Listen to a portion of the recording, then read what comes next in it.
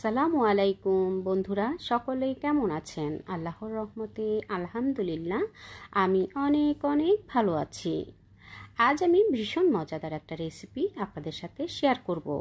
রেসিপিটার নাম হচ্ছে এগ কাবলি। সব সময় কিন্তু মাছ মাংস খেতে ভালো লাগে না, মাঝের মধ্যে যদি একটু ডিফারেন্স টাইপের রেসিপি তৈরি করা হয় তখন কিন্তু মুখের স্বাদটাও কিন্তু একটু চেঞ্জ হয়ে যায়।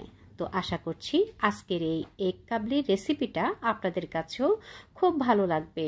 ভালো লাগলে প্লিজ বন্ধুরা আপনারা আপনাদের টাইমলাইনে শেয়ার করে দিয়ে ফ্যামিলি ফ্রেন্ডসকে দেখার সুযোগ করে দিতে পারেন। চলুন আমি কিভাবে এগ কাবলিটা তৈরি করি। আমি প্রথমে চুলাতে একটা প্যান বসিয়ে দিলাম। প্যানে আমি দিয়ে দিলাম সরিষার তেল। আমি এখানে 3 টেবিল চামচের মতো সরিষার তেল দিয়েছি।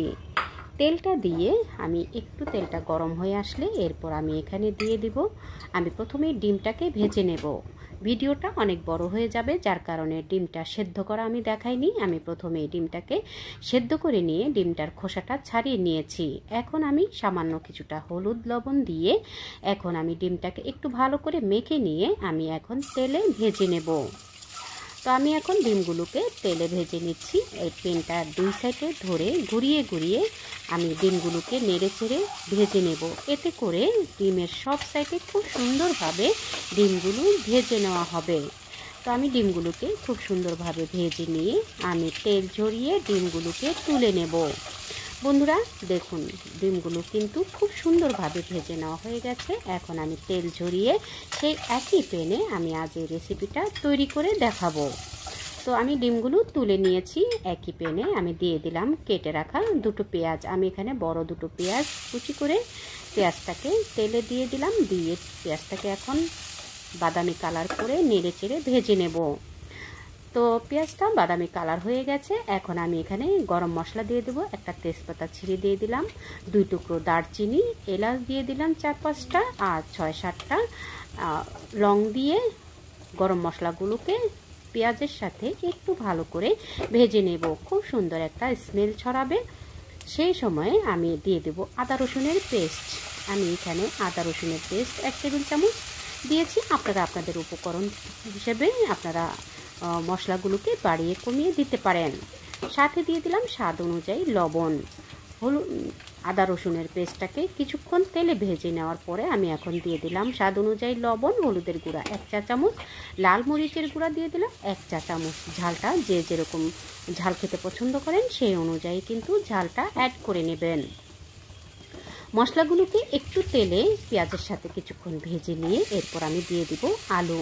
আমি এখানে বড় 2টো আলুকে এভাবে ছোট ছোট স্লাইস করে কেটে নিয়েছি। আমি আমার পছন্দ অনুযায়ী এই সবজিগুলোকে কেটে নিয়েছি। আপনারা আপনাদের পছন্দ অনুযায়ী যে কোনো সাইজ করেই কিন্তু সবজিগুলোকে কেটে নিতে পারেন। তো আমি এখানে 2টো আলু নিয়েছি, আপনারা চাইলে বাড়িয়ে কমিয়ে নিতে পারেন। আলুটাকে কিছুক্ষণ পেঁয়াজ মশলার সাথে কিছুক্ষণ ভেজে নিয়ে এরপর আমি গরম পানি দিয়ে দিব। গরম পানি দিয়ে আলুটাকে কিছুক্ষণ কষিয়ে নেব।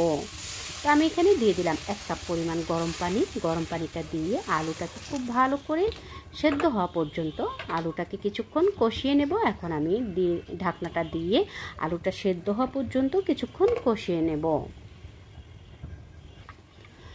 তো বন্ধুরা দেখুন, খুব সুন্দরভাবে কিন্তু আলুটা কষিয়ে নেওয়া হয়ে গেছে, ঝোলটাও কিন্তু শুকিয়ে গেছে। এই পর্যায়ে এসে আমি হাতল দিয়ে কিছুটা নেড়ে চেড়ে এরপর আমি দিয়ে দেব কাবলি।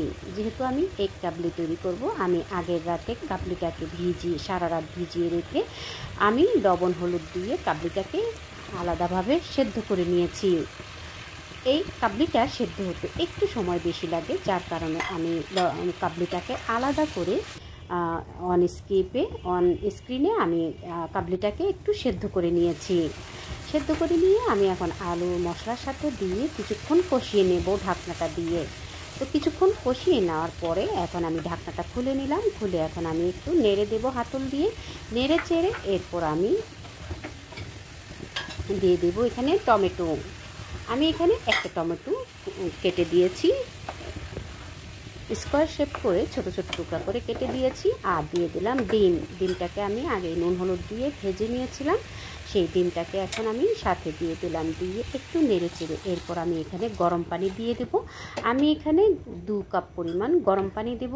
বন্ধুরা আপনারা যে যেরকম গ্রেভি খেতে পছন্দ করেন সেই অনুযায়ী কিন্তু ঝোলটা অ্যাড করে নেবেন। তো আমি এখানে একটু মাখা মাখা, খুব বেশি পাতলাও না এবং খুব বেশি ঘনও না, মিডিয়াম করে আমি একটা গ্রেভি থাকা অবস্থায় রেসিপিটা রান্না শেষ করব। তো আমি আমার পছন্দ অনুযায়ী গ্রেভি চলে এসেছে। এখন আমি ঢাকনাটা খুলে রেসিপিটাকে একটু ভালো করে নেড়ে দিচ্ছি। এখন আমি একটু হাত দিয়ে চেক করে দেখেছি আলুটা সেদ্ধ হয়ে গেছে। আর আমি এখন একটু লবণটা চেক করে দেখেছি। আপনাদের প্রয়োজন হলে এখানে এই পর্যায়ে এসে লবণটা অ্যাড করে দিতে পারেন।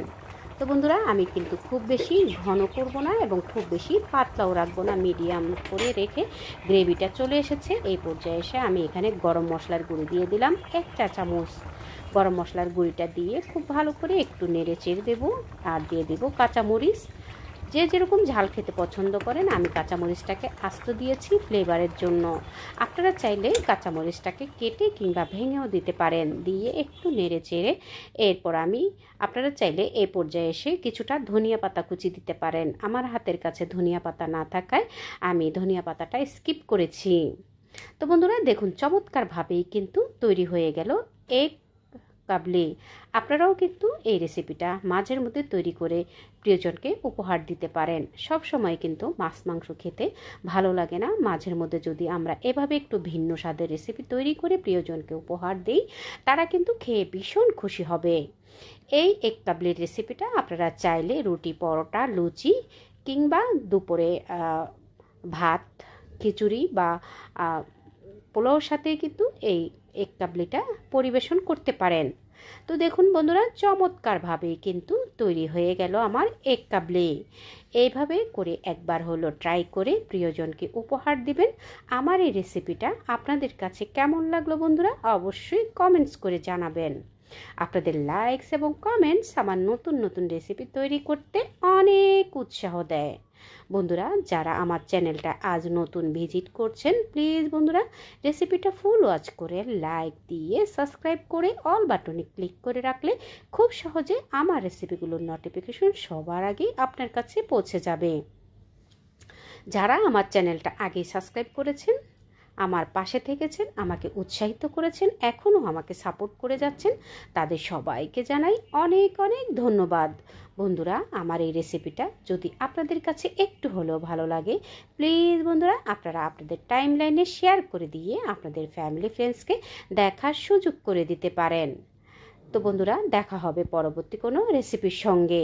সেই পর্যন্ত সকলে ভালো থাকবেন, সুস্থ থাকবেন, নিরাপদে থাকবেন। আমার ও আমার পরিবারের জন্য দোয়া করবেন। রেসিপিটা যদি আপনাদের কাছে একটুও ভালো লেগে থাকে, প্লিজ আপনারা আপনাদের টাইমলাইনে শেয়ার করে দিয়ে ফ্যামিলি ফ্রেন্ডসকে দেখার সুযোগ করে দেবেন। দেখা হবে পরবর্তী কোনো রেসিপিতে। আল্লাহ হাফিজ।